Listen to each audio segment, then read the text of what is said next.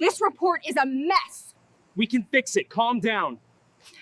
You don't own it while you're gone, Marla Hensley, vice president of our HOA board, said, arms crossed, standing on my pool deck like she'd been born there. The community needed it. You should feel lucky we even cleaned up after ourselves. That's my private property, I said, my voice shaking with heat and disbelief. She smiled, smug and bored, then take it up with the board. I looked past her at the strangers dripping all over the concrete I had poured with my father's hands and said quietly, I wrote the thermal control system that runs that pool. Every sensor still reports to my server. Her smile twitched. My name is Evan Calder. I'm a commercial HVAC and thermal systems engineer. I built this house and the pool with my father before cancer took him. Every inch of this place is ours. That control console on the wall was the last thing we worked on together, and now Karen was standing on it like it belonged to her. The rage didn't come all at once. It crept up my spine while I watched HOA wristbands bobbing in my water, while a man I'd never met opened my cooler. While Marla's clipboard rested on the table, my father and I sealed in the sun. If you've ever had someone walk into your life and treat your memories like public furniture, hit subscribe. Because this story ends with justice, consequences, and one HOA Karen learning exactly what happens when she crosses the wrong engineer. Where are you watching from? I had just pulled in from a 2-week contract job in Texas. 12 hours of driving, dust in my mouth, coffee on my nerves. I hadn't even unlocked the front door when I heard the music. Laughter. The unmistakable splash of bodies in water that was supposed to be quiet and empty until I got home. I followed the noise through the side gate and stepped into my own backyard, which at that moment did not feel like it belonged to me at all. There were folding chairs where my tomato plants had been. A grill I didn't recognize. Someone had taped a banner to my fence. Clearwater Dunes HOA Summer Social. I didn't even know how to speak at first. I just stood there, heat rolling off the pool like breath from a living thing, the surface shimmering higher than it should have been. My system logs were already scrolling in my head. Marla spotted me and walked over with the confidence of someone who had never been told no in her life. She didn't ask why I was there. She told me what was happening. That was the first violation.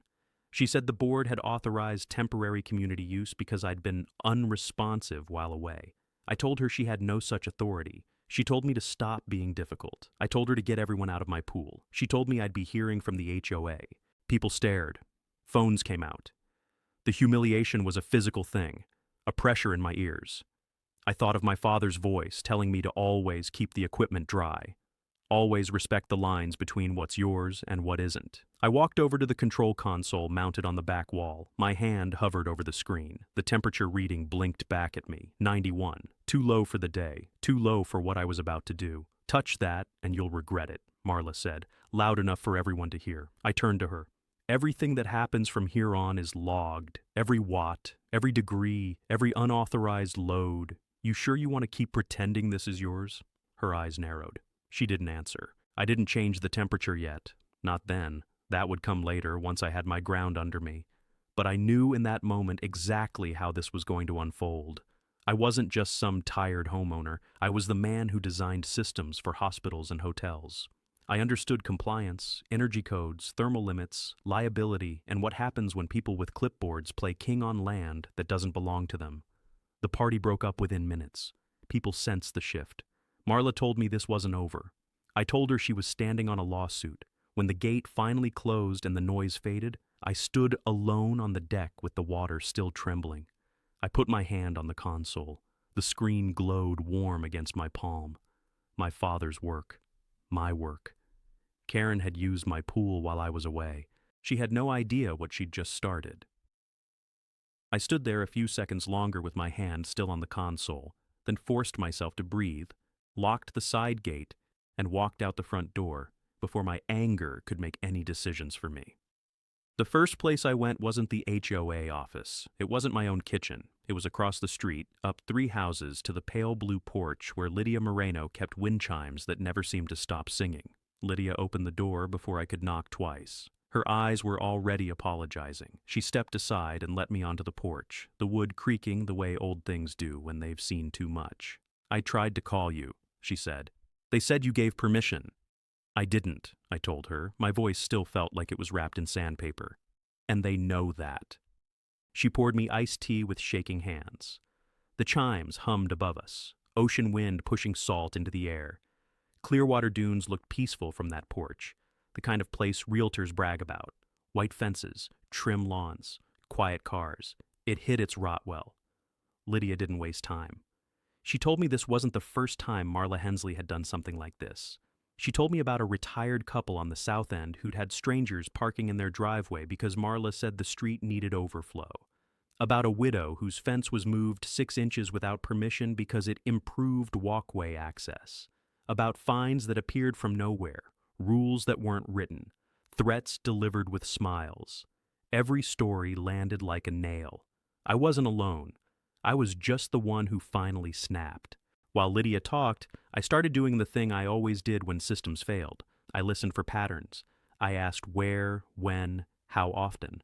I noted which houses were targeted and which weren't. The abuse wasn't random.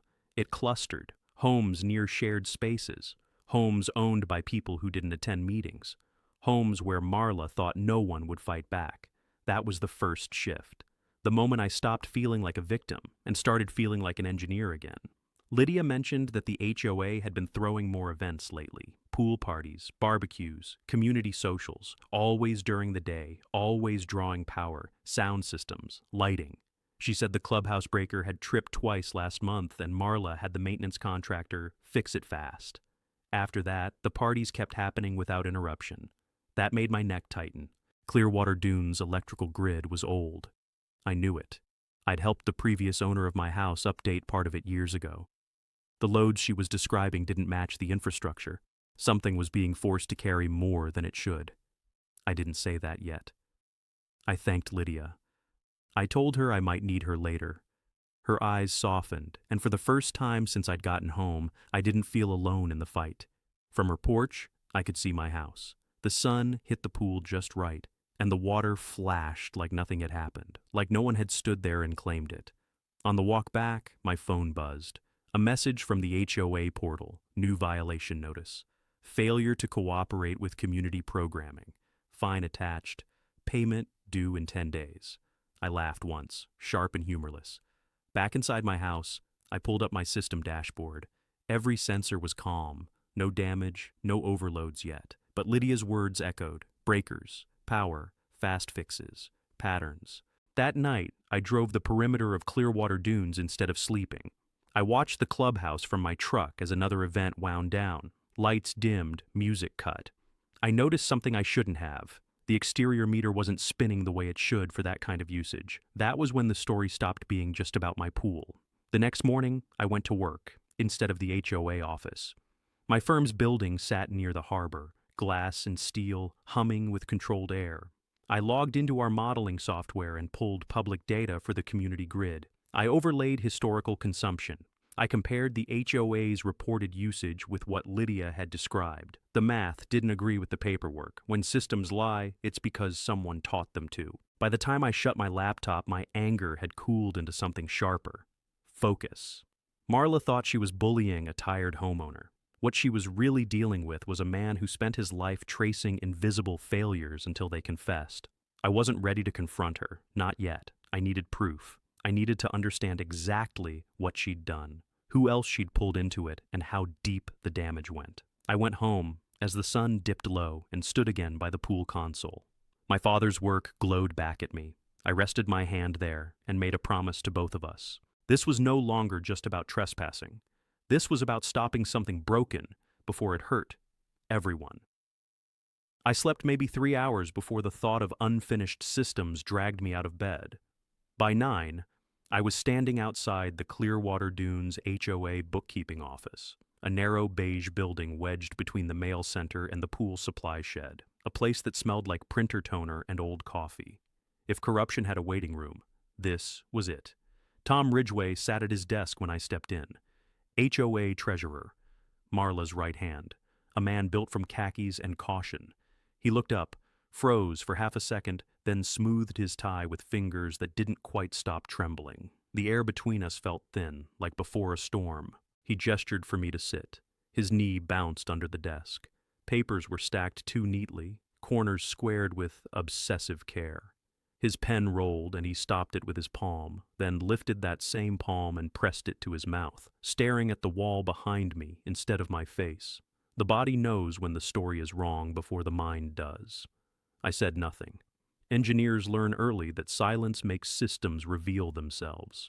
Tom cleared his throat. He shifted again, chair legs scraping. His foot kicked the wastebasket and he flinched at the noise like it had shouted his name. He nodded once, then twice, as if agreeing with something I hadn't said. I didn't know she was going to do that, he muttered, not meeting my eyes. That was enough. I leaned back and let the hum of the fluorescent light fill the space. Tom rubbed the bridge of his nose. His shoulders sagged. His gaze dropped to the desk, then darted to the door. He twisted his wedding ring, unwound it, slid it back on. Every motion whispered conflict. She said it was temporary, he added, just until you got back. My jaw tightened. Temporary trespass was still trespass. Temporary lies were still lies. I watched him fight with himself, the way men do when they've walked too far down a hallway they don't like and realize there's no door behind them anymore. His hands started tapping, then stopped. He folded them, unfolded them. He looked at me finally, eyes red, then away again. She's been cutting corners, he said. The words dragged out of him. Says it's for the community, but the numbers don't add up. There it was, the first crack. He didn't give me documents. He didn't slide anything across the desk. He just sat there, shoulders curling inward, and let the truth leak through posture and pauses. I could feel how badly he wanted someone else to take the weight. You know something's wrong, I said quietly. He nodded, once, hard. That was all I needed. When I stood to leave, his chair scraped again. He flinched again. His eyes followed me to the door. The guilt was loud. Outside, the sun had climbed, and the mail center's flag snapped in the breeze. The world looked normal. Too normal for what I now knew was happening underneath it. Back at my house, I ran diagnostics on my system again, then again. I checked the grid maps I'd pulled the night before. Tom's body language replayed in my head like corrupted footage. He wasn't just uneasy, he was afraid. I drove past the clubhouse at noon. A maintenance truck was parked out front, Marcus Boone's logo on the door. HOA contractor. The same man Lydia said Marla had rushed for breaker repairs. I didn't stop. I didn't need to. Patterns were stacking. This was moving exactly where my instincts had pointed. Professional misconduct. Infrastructure abuse. Someone forcing a system to do something it was never designed to do. If you're following this story because you've ever felt trapped by a board that thought it was untouchable, hit subscribe now. This fight doesn't stay small, and the ending matters. That evening, I stood by the pool again, watching the surface ripple in the wind. My father's console glowed steady. Every component was honest. Every number meant something. Machines, at least, told the truth if you asked them the right way. Tom's face wouldn't leave me, the tension in his hands, the way his foot wouldn't stop moving. He wasn't the enemy. He was a pressure gauge, and it was climbing. I opened my laptop and began building a model of Clearwater Dune's electrical load from public data, the way I'd do for a failing commercial site. I plotted estimated demand for each HOA event Lydia described. I overlaid it against infrastructure capacity. The lines crossed where they shouldn't. The system was being pushed hard. By midnight, I knew one thing with absolute certainty. Whatever Marla was doing to keep her parties running, it wasn't clean and it wasn't safe. And Tom Ridgway was standing right in the middle of it, shaking, hoping someone else would stop the machine before it crushed him too. I shut the laptop and drove to work before sunrise. The sky still gray, the harbor wrapped in fog. My firm's building rose out of it like a quiet engine of glass and steel, humming with controlled air and fluorescent calm, the kind of place where problems came to be solved, not buried. Inside, the familiar chill steadied me. I set my bag down, powered up my workstation, and pulled the Clearwater Dunes grid model back onto the screen. What I had started the night before now demanded real attention. The HOA's reported energy usage was low, far too low.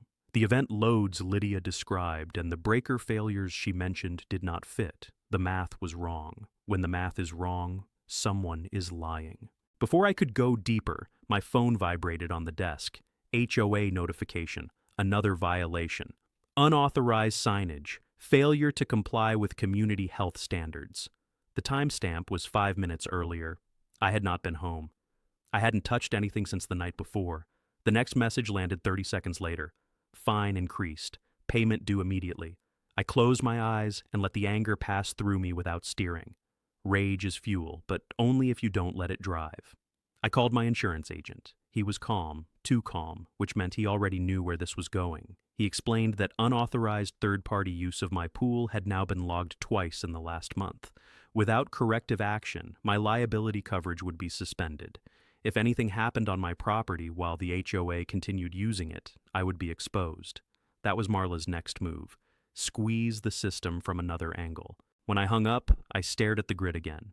My training kicked in. This was no longer a personal dispute. This was infrastructure abuse creating community risk.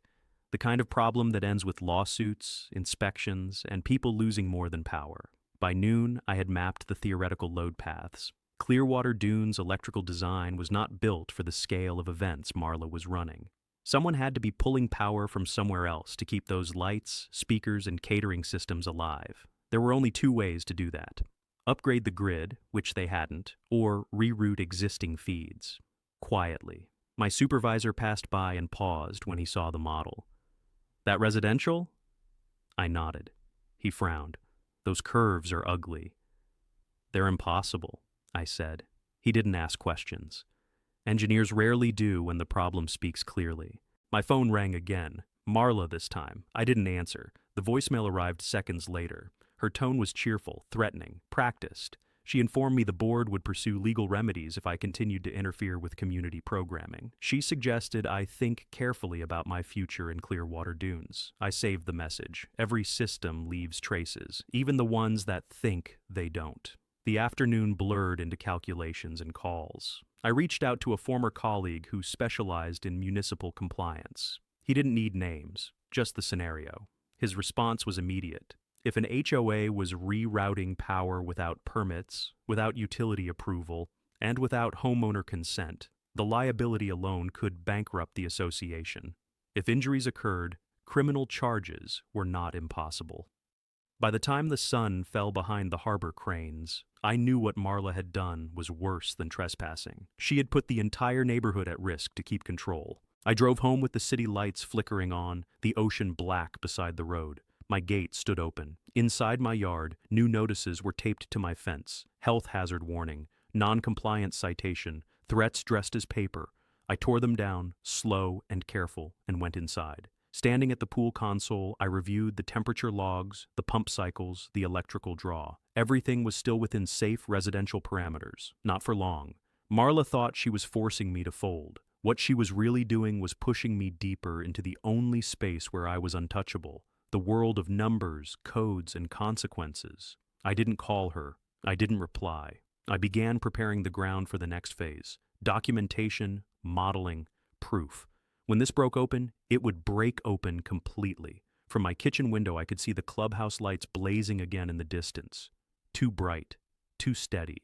Somewhere, wires were carrying loads they were never meant to carry. That thought stayed with me through the night and into the next morning until I found myself parked beside the narrow service road that ran behind Clearwater Dunes, the one most residents didn't even know existed. It led to the utility access corridor, a concrete spine of locked panels, transformers, and junction housings hidden behind hedges and warning signs. This was where the neighborhood's nervous system lived. I didn't come with tools. I came with eyes, a notebook, and a brain trained to see what other people walked past. The heat hit me first. Not normal summer heat, but the concentrated warmth that builds when electrical components are under strain. The air along the corridor felt heavy, like a machine room without ventilation. I walked slowly, counting panels, comparing serial numbers to the public records I'd memorized the night before. Everything was supposed to be routed in clean branches. It wasn't. I crouched near one of the junction boxes and felt the vibration through the concrete. It pulsed, irregular, like a heart beating too fast. I didn't touch anything. I didn't have to. The sound told me enough. There was more load here than this section of grid was designed to handle. The breakers hadn't tripped because someone had taught them not to. Footsteps echoed behind me. I turned and saw Marcus Boone, the HOA's maintenance contractor, standing 20 feet away with a clipboard and a hard hat that had seen better decades. His posture stiffened when he recognized me. "You lost?" he asked. "Just walking my neighborhood," I said. His eyes flicked toward the junction box, then back to me. The movement was small, but it was everything. "I've been seeing you around the clubhouse," I added. "Busy season." He shrugged. "People like their parties." "Power doesn't," I said. The silence stretched. His jaw tightened. He didn't answer. He didn't have to. The strain in his face matched the strain in the system. I kept walking, heart steady, pulse focused. The farther I went, the clearer it became.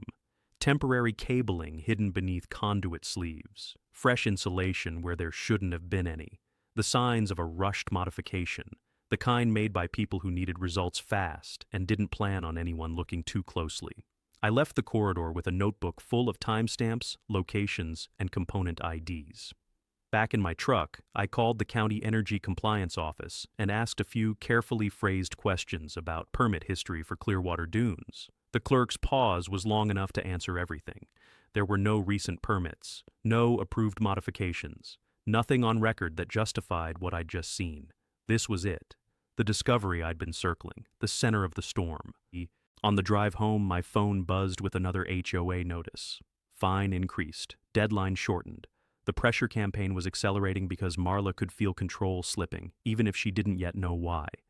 I stood in my kitchen with the papers spread across the counter and finally allowed myself a slow smile. Systems like this always fail. The only question is whether the collapse is controlled or catastrophic. If you want to see how this unfolds, subscribe now. This isn't just about a stolen pool anymore. It's about exposing something that could take the whole neighborhood down with it. By evening, I had transferred my notes into a clean model. I plotted the illegal load paths, estimated the thermal stress, and calculated failure probability if the current pattern continued. The numbers were ugly, worst-case scenario ugly, fire risk, injury risk, the kind of risk that turns small tyrants into very small defendants. I walked outside as the sun dropped low. The clubhouse lights were already on again, glowing too bright, pulling too hard. My pool sat calm behind me, the console humming in perfect balance, my father's work steady and honest. That contrast hit me harder than anything else. Two systems, one built with care and truth, one built on shortcuts and lies. I knew what I had to do next. The victory wasn't going to come from shouting at Marla or fighting her fines. It would come from letting the right authorities see what I was seeing, from forcing the math into the open where it couldn't be ignored. But before that, I needed more than my own analysis. I needed confirmation from inside the machine. Tom Ridgway's face returned to me, the way his hands shook, the way his eyes darted toward the door. He knew. He was living with the knowledge every day. And now I had proof of what he was afraid of. The first domino was standing. I stepped back to the console and rested my hand against the warm glass. "We're close," I murmured, not sure who I was talking to anymore. The system answered with a quiet, steady hum, and I took that as my cue to stop standing still. By 8 the next morning, I was walking into the County Energy Compliance Office lobby, a square concrete building that smelled like toner, floor polish, and slow government mornings. The room was already half full of contractors and inspectors, people who understood that paperwork could end careers faster than any argument. I took a number, sat down, and opened my laptop.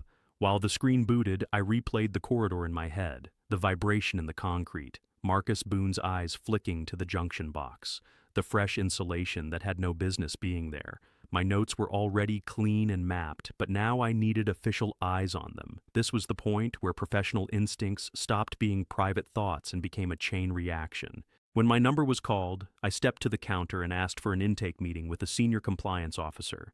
The clerk's eyebrows rose just a little when I explained the nature of the concern. Unauthorized load modifications, residential grid stress, potential life safety hazard. Certain words opened doors. They put me in a small conference room with a long table and a man named Harris who wore his caution like a badge. He didn't interrupt as I walked him through the model.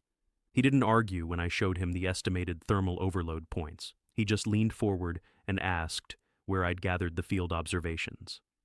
I told him. The corridor, the panels, the lack of permits. His jaw tightened. He made a call. then another. By the time I left the building, 2 inspectors were already scheduled to visit Clearwater Dunes within the week.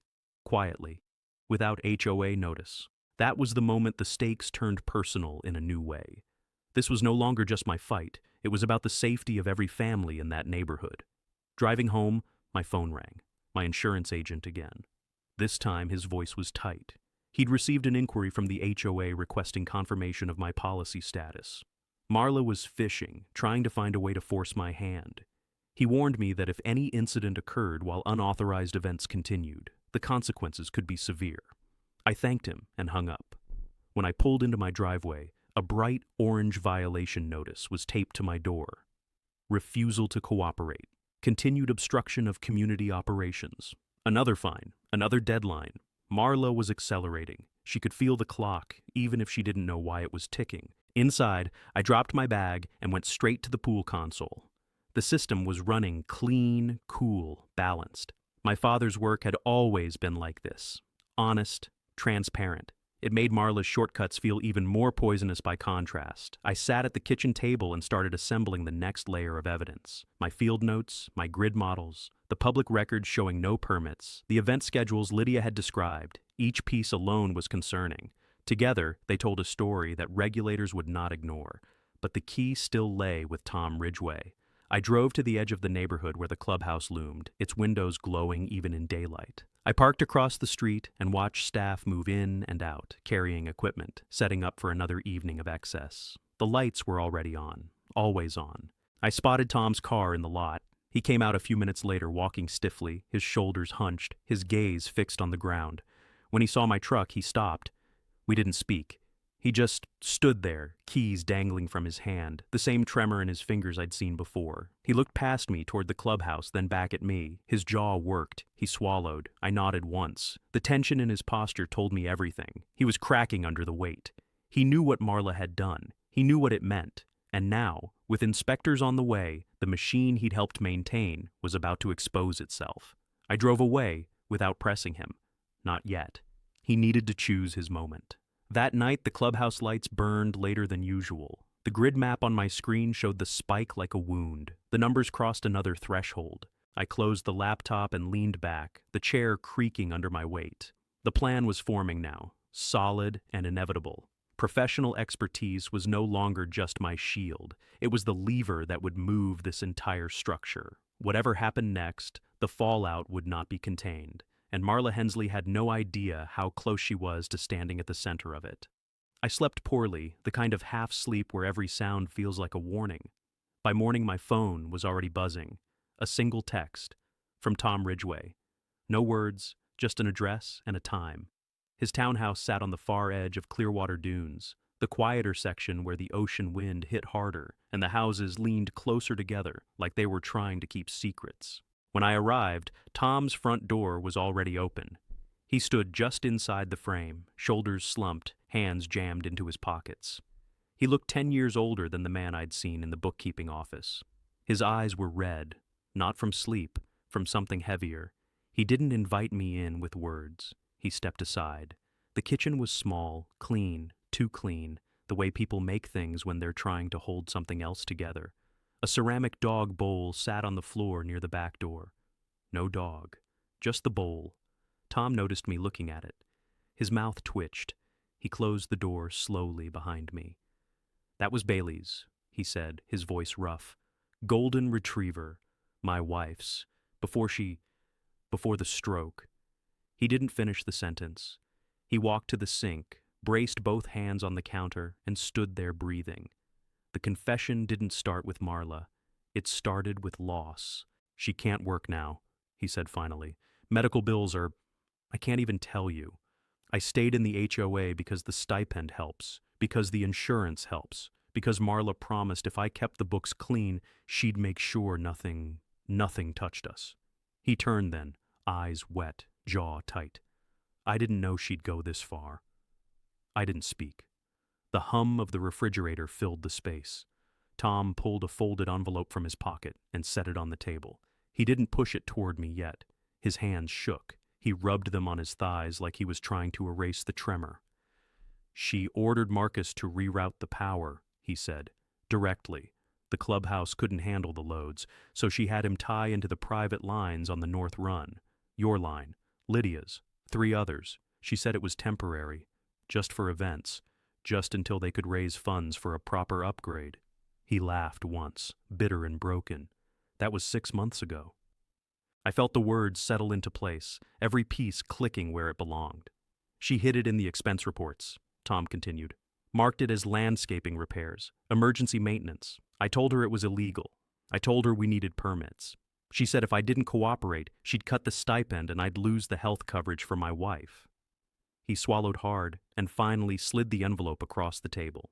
Inside were copies of internal memos, schedules, and handwritten notes. Not documents pulled from some dusty storage, not secret files, just the quiet paper trail of a man who had been drowning and grabbing anything that floated. She's putting everyone at risk, he said, and I'm done being part of it. The ceramic dog bowl caught the light as the sun shifted. Tom followed my gaze and nodded. Bailey collapsed in this kitchen the same night my wife did. I couldn't save either of them. I won't be the reason something happens to someone else's family. That was the moment the fight stopped being about property lines and codes and fines. It became about that bowl on the floor, about the people inside these houses, about the invisible line between negligence and catastrophe. I gathered the papers carefully. Tom sank into a chair, elbows on his knees, face in his hands. His shoulders shook, then stilled. He looked up at me, eyes steadier now. What do you need? He asked. I told him. He nodded once, slow and certain. When I left his townhouse, the wind off the ocean cut sharp and clean. My phone chimed with another HOA violation notice, another threat. It didn't matter anymore. Professional expertise had found its proof. The machine was exposed from the inside, and the lever was finally in my hands. I didn't go home after leaving Tom's townhouse. I drove straight to my office downtown, the one space in this whole city where I could think without the walls closing in. The building was nearly empty, evening light slanting across glass and steel, the hum of ventilation echoing like a heartbeat I could trust. I unlocked my workspace, dropped the envelope on the desk, and started building the counterstrike. This wasn't going to be an emotional argument. It was going to be numbers, models, timestamps, compliance language, and cause and effect chains that no HOA lawyer could wriggle out of. I laid out Tom's papers beside my own field notes and system models. Together, they told a story Marla could not erase. First came the grid simulation. I expanded it from my home workstation version into a full professional load analysis, using commercial software licensed through the firm. I input the reroute points Tom described. I overlaid the event schedules Lydia had mentioned. I added climate data, temperature cycles, and peak demand windows. The result was ugly, undeniable, and dangerous. The margin between stable operation and catastrophic failure was paper thin. Next came the regulatory side. I cross-referenced county codes, state utility statutes, and insurance underwriting thresholds. The illegal modifications violated at least 4 separate compliance frameworks. Each violation carried escalating consequences, from fines to criminal exposure, depending on outcome. If a fire started, if someone was hurt, Marla's paper trail would turn radioactive. By midnight, the file was clean. Charts, summaries, executive brief, technical appendix, a weapon built from truth and precision. I leaned back, closed my eyes for 10 seconds, then sent encrypted copies to myself, to Tom, and to a secure backup server. Systems fail. Redundancy prevents erasure. When I finally drove home, the clubhouse lights were still blazing, always blazing. I parked and stood in my yard, watching the glow across the rooftops. My pool sat quiet, the console steady, my father's work still perfect in its balance. That's when the next move clicked into place. Marla had built her authority on spectacle. Events, crowds, public dominance. If I wanted the truth to matter, it needed a stage just as bright. Regulators would act, but the community had to see the why. I opened the pool console and adjusted the schedule. Not the temperature yet, just the logging parameters. Every watt, every fluctuation, every external draw would now be recorded in triplicate. Silent witnesses gathering in the dark. The next morning, I walked the neighborhood with a notebook and a calm voice, speaking to the homeowners whose lines Tom had named. Lydia, the retired couple, the widow. I didn't accuse, I explained. I showed them how their power had been taken without consent. I showed them the risk. Fear changed to anger. Anger changed to resolve. By noon, 7 families were ready to stand with me. If you're still here, hit subscribe. Not for drama, not for noise, but because what's coming is the kind of reckoning every overreaching board deserves, and you won't want to miss how this one unfolds. That afternoon, I drafted formal complaints for each household, structured so regulators would receive coordinated reports pointing to the same technical fault. Pattern recognition is how systems get attention. Tom called me at dusk. His voice was steadier than I'd ever heard it. "She's nervous," he said. "She knows something's wrong. She's blaming the maintenance crew, threatening audits." Good. Pressure reveals fractures. I spent the evening assembling the public component. A clear, factual summary for the homeowners' meeting scheduled in 3 days. No accusations, just evidence and impact. I reserved the community hall under my own name, perfectly within my rights. Before bed, I stood at the pool again. The water reflected the stars. I thought of my father's hands guiding mine across that console, teaching me that control systems weren't about power. They were about responsibility. You don't overload what you don't understand. You don't steal what you can't repair. Marla had done both. Tomorrow, the inspectors would arrive. Quietly. The stage was set. The system was armed with truth, and the first crack in her authority was already widening. I went inside and finally slept. The dreamless kind, the kind that only comes when your mind has finished assembling the weapon and your body knows the next phase is already in motion.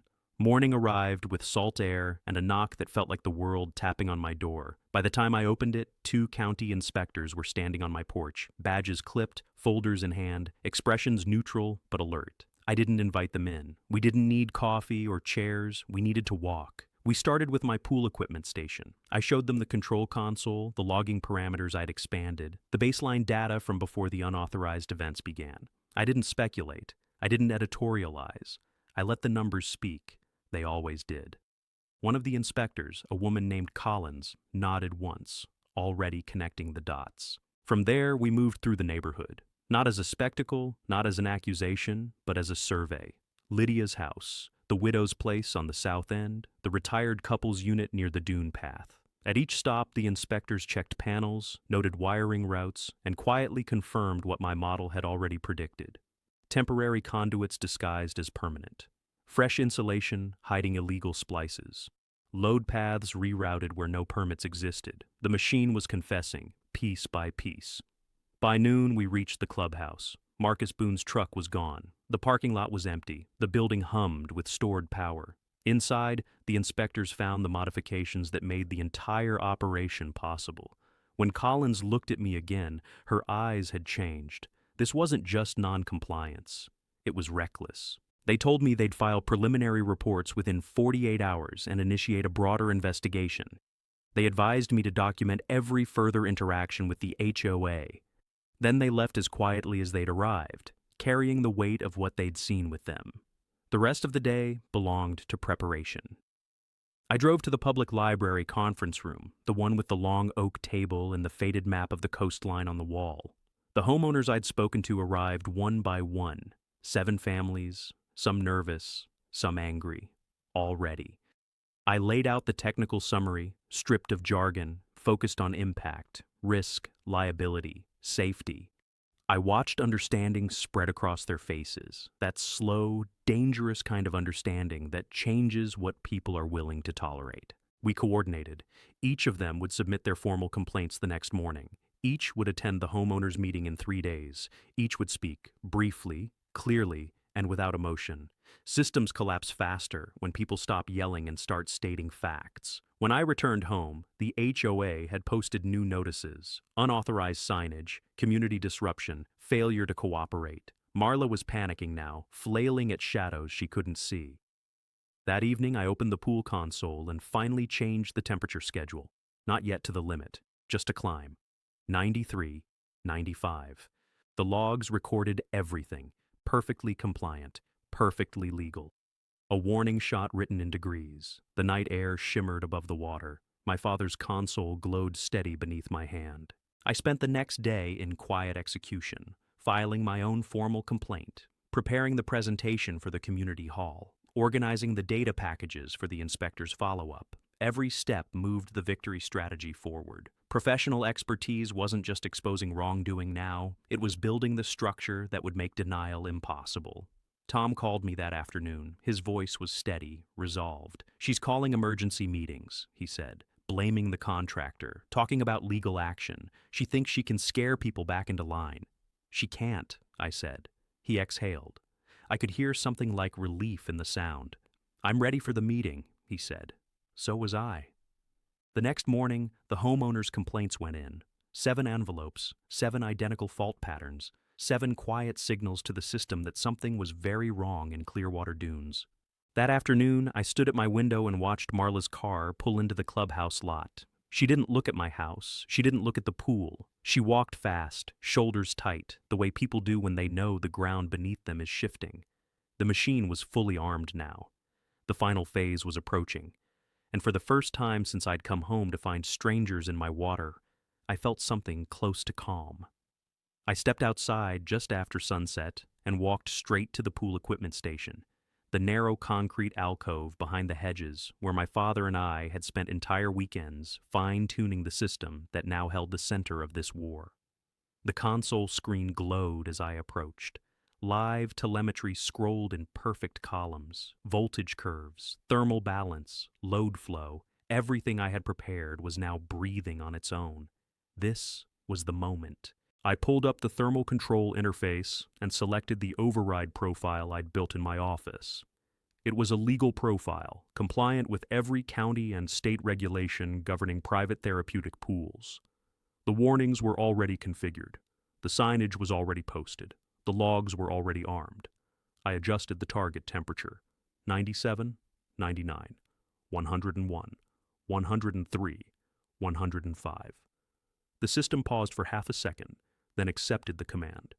Pumps surged. Heating coils engaged.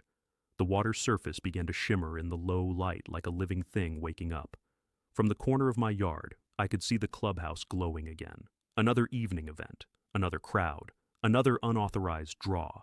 I didn't interfere with the power. I didn't block the gate. I didn't call Marla. I simply let my system obey the law exactly as written. The temperature climbed slowly and steadily. The sensors reported every increment. The compliance log stamped each second. I stepped back and waited. Within 20 minutes, the first voices drifted across the rooftops. Confusion, then frustration, then the unmistakable edge of panic when people realized something they expected to control no longer belonged to them. My phone buzzed, then rang again. Marla's name lit the screen. I didn't answer.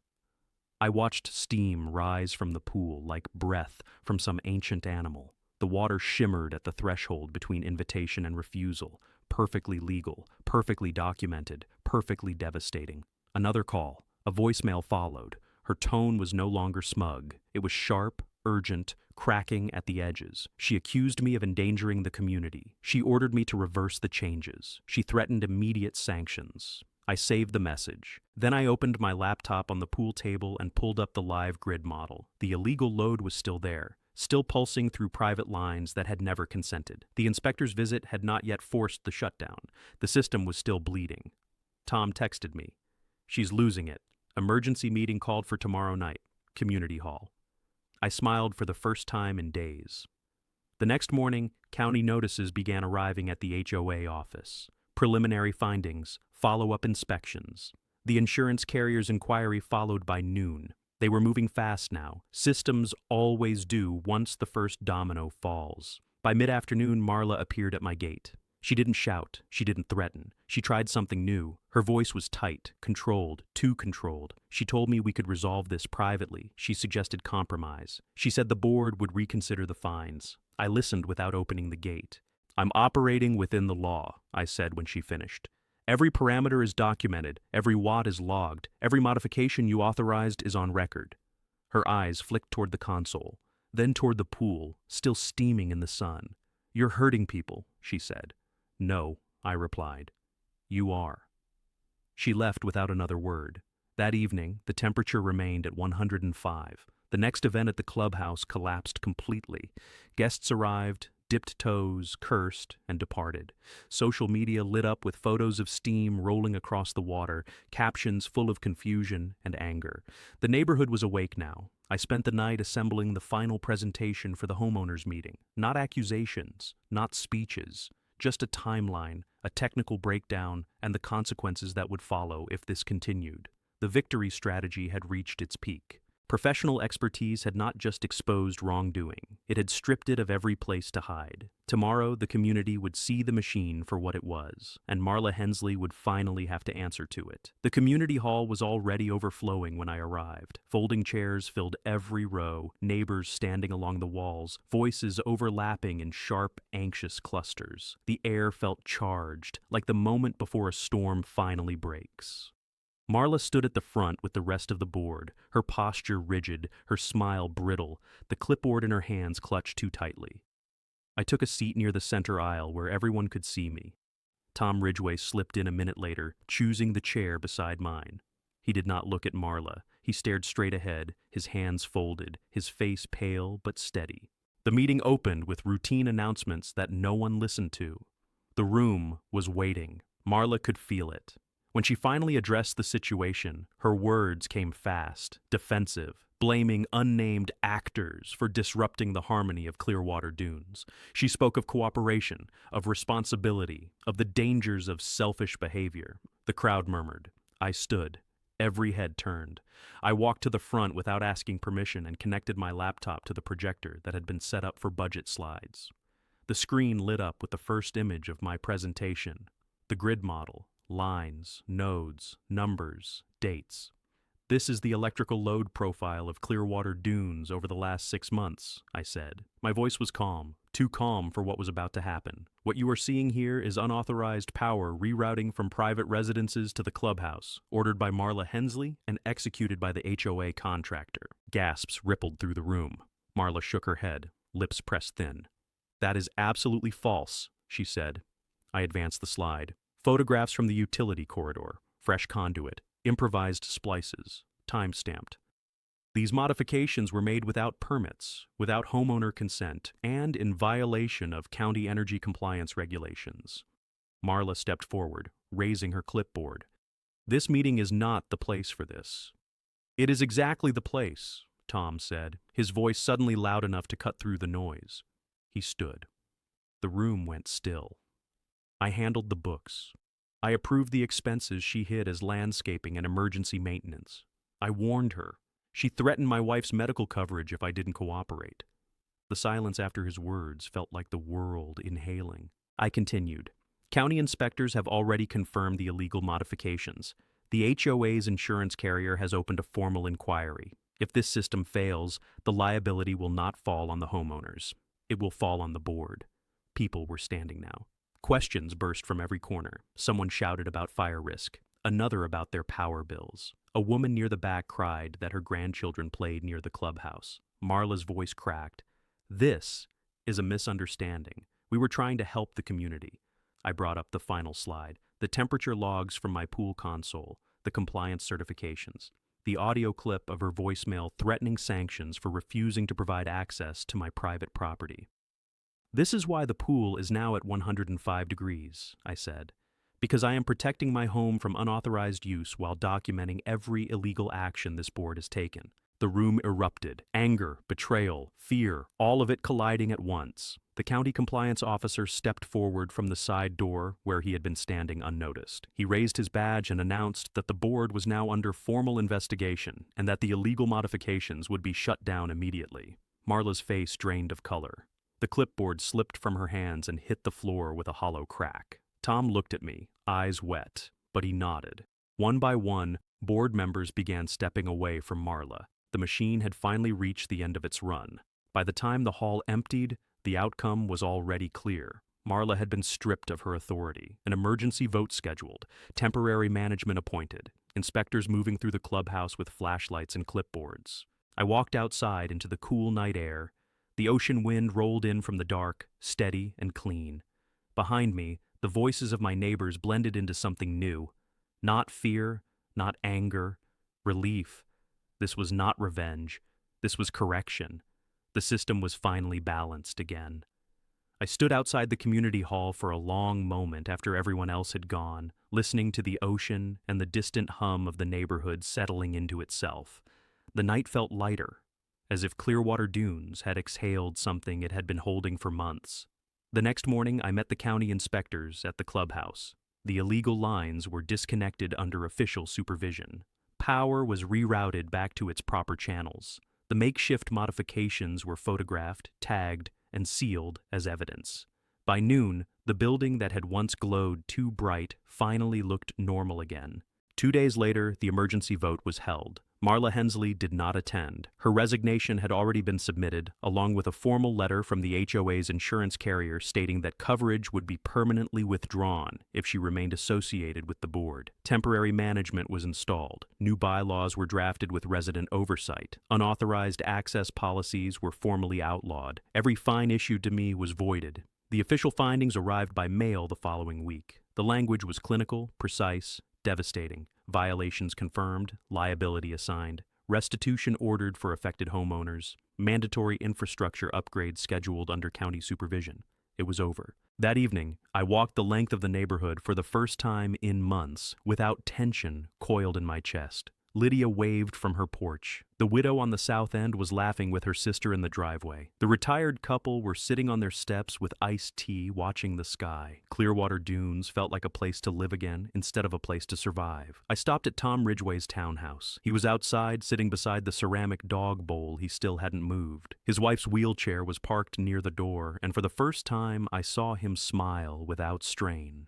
"Thank you," he said simply. I nodded. There was nothing else to add. When I reached my own yard, the pool waited quietly, reflecting the stars. I stepped to the console and returned the temperature to normal. The system accepted the command with the same steady hum my father had loved. Perfect balance restored.